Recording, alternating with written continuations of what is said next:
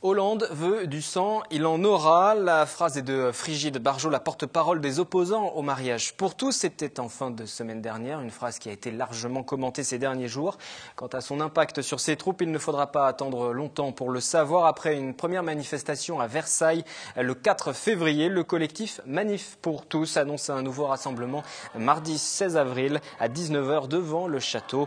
Devant le mépris du gouvernement d'entendre le peuple français et le déni de démocratie que constitue le passage en force de la loi Taubira pour le mariage et l'adoption pour les couples de même sexe, précisent les organisateurs.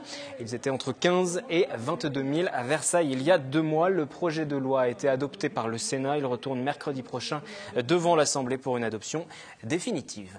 Ce qui nous amène à la phrase du jour, la phrase de cette édition. Elle est signée de la conseillère générale des Yvelines et présidente du Parti chrétien-démocrate, Christine Boutin. La France a une responsabilité historique qui est celle des droits de l'homme. Invitée de Radio Classique et de Public Sénat, elle a déclaré une nouvelle fois que les droits de l'homme étaient en train de s'effondrer avant d'ajouter « La France est très regardée dans le monde. Il est bien évident que si ce texte passe, ce sera ensuite dans le monde entier ».